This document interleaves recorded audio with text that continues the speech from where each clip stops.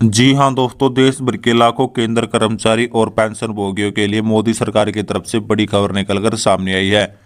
जी हाँ दोस्तों, पूरी खबर आपको दी जाएगी। उससे पहले आपसे निवेदन है कि वीडियो को अपनी तरफ से लाइक कर दीजिएगा, क्योंकि आपका एक लाइक ही हमारी मेहनत का फल होता है।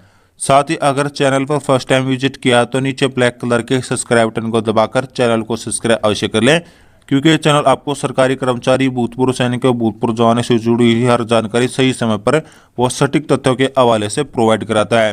तो दोस्तों, ऐसे में देरी ना करते हुए खबरों का सिलसिला शुरू कर देते हैं। जी हाँ दोस्तों, जैसा कि आपको पता है, बीते कई महीने से जो इतना संघर्ष चल रहा है सेंट्रल गवर्नमेंट अप्लाई और पेंशन के मुद्दे को लेकर, उसमें बहुत दिनों से निराशा ही आत लगी है। लेकिन अब कई महीनों बाद एक अच्छी खबर आई है। पहले दोस्तों उन मुद्दों की बात कर ले जिन मुद्दों के ऊपर सरकार अब तक का रवैया किस तरह का कर रहा है। दोस्तों, शुरुआत करेंगे पुरानी पेंशन की बहाली की। केंद्र कर्मचारियों के लिए कई बार मांग उठी है। बड़ी रैलियां आयोजित की गई है, जिसमें हजारों की भीड़ आई। लाखों लोगों की मांग थी कि मौजूदा एनपीएस सिस्टम को खत्म करके पुरानी पेंशन की बहाली की जाए। लेकिन केंद्र सरकार की तरफ से निराशा ही हाथ लगी। दूसरे मुद्दे की बात करें, कर्मचारियों के लिए और पेंशन भोगी के लिए बार बार मांग की गई है। अब देश की अर्थव्यवस्था पहले से मजबूत है। देश के आर्थिक विकास के आंकड़े बहुत ही बेहतरीन आए हैं। देश 5वीं सबसे बड़ी अर्थव्यवस्था है और खुद प्रधानमंत्री जी दावा करते हैं कि आने वाले समय में देश को टॉप 3 इकोनॉमी में आ जाएगा, यानी कि फाइनेंशियल तौर पर आर्थिक मोर्चे पर देश के पहले से बेहतर बनाया गया है और देश आर्थिक प्रगति कर रहा है तेजी से।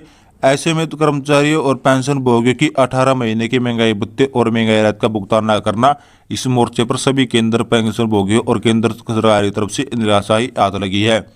जी दोस्तों, बार बार कर्मचारी पेंशन संगठन पेंशन भोगी मांग करे कि जब अब से परिस्थितियां बेहतर हो गई हैं तो अब केंद्र कर्मचारी का 18 महीने का महंगाई भत्ते का भुगतान करे, महंगाई राहत का भुगतान करे। लेकिन सरकार की ओर से कोई बात आगे नहीं आई। जो तीसरा मुद्दा है 8वें वेतन आयोग को लेकर। जी हाँ दोस्तों, इस मोर्चे पर भी सभी निराशा केंद्र सरकार की तरफ से आई है, क्योंकि मांग की गई कि 10 साल की मियाद लगभग पूरी हो गई है जब 7वें कमीशन का गठन हुआ था। जो सेंट्रल गवर्नमेंट की एम्प्लॉयज की सैलरी रिवीजन के साथ 2014 में 7वें वेतन कमीशन का गठन किया गया था। लेकिन 2024 अब शुरू हो चुका है, मार्च का महीना चल रहा है, अभी तक 8वें वेतन आयोग का गठन नहीं हुआ।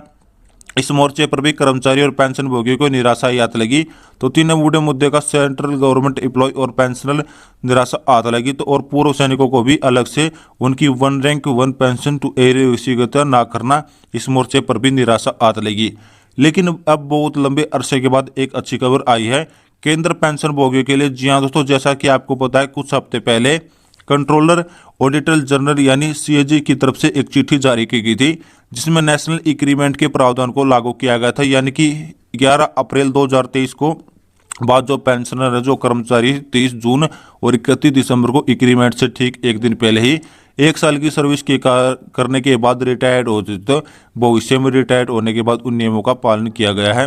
लेकिन पुराने पेंशनों को इंतजार था कि सरकार की तरफ से उन पेंशनों के लिए भी है नियम लागू किया जाए, एक इंक्रीमेंट का, एक वेतन बढ़ोतरी का, एक फाइनेंशियल मुद्दे का इसका लाभ मिले, और उसके बार बार मांग रखी गई है।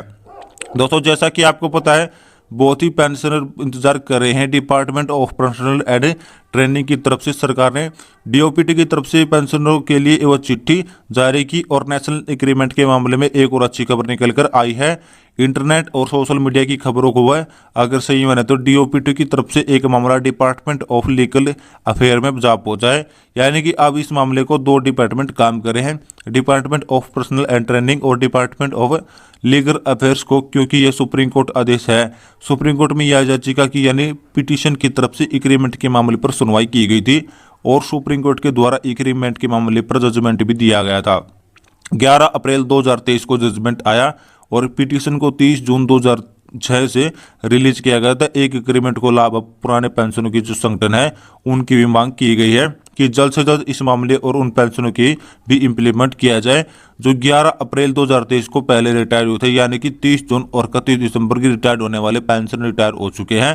पेंशन इंक्रीमेंट से ठीक पहले 1 साल की सर्विस करने के बाद उनको एक इंक्रीमेंट का लाभ भी दिया गया, यानी अब तक जल्द उन्हें भी बेनिफिट लागू किया जा सकता है।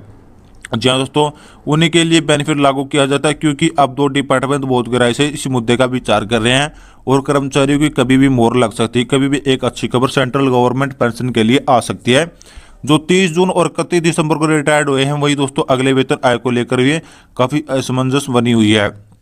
अब सरकार की तरफ से कोई भी प्रस्ताव विचाराधीन न होना इसका मतलब है कि लोकसभा चुनाव तक लग नहीं रहा कि अब 7वें पे कमीशन के मामले पर कुछ महत्वपूर्ण फैसला होगा।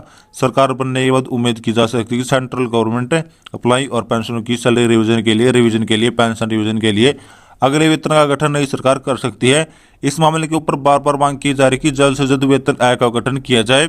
लोकसभा चुनाव के बाद अब नई सरकार बनेगी, सरकार किस तरह से चीज़ों की लागू कर सकती है अगले पे रिवीजन को लेकर यह स्थिति बाद में ही साफ होगी। फिलहाल दोस्तों लोकसभा चुनाव के आने वाले हैं और दोस्तों उन्हीं चुनावी मामलों पर चल रहा है। आरोप प्रत्यारोप एक दूसरे के ऊपर पार्टियां लगा रहा है।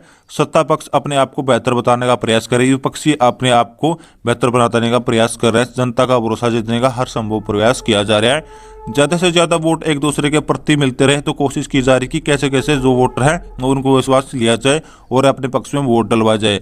हर प्रभाव प्रयास किया जा रहा है, बीते कामों को बयान रखा जा रहा है और विपक्षी पार्टियां उन कामों से होने वाले नुकसान का ना कुछ बात कर रही है और कई तरह के मुद्दे सामने आने वाले हैं।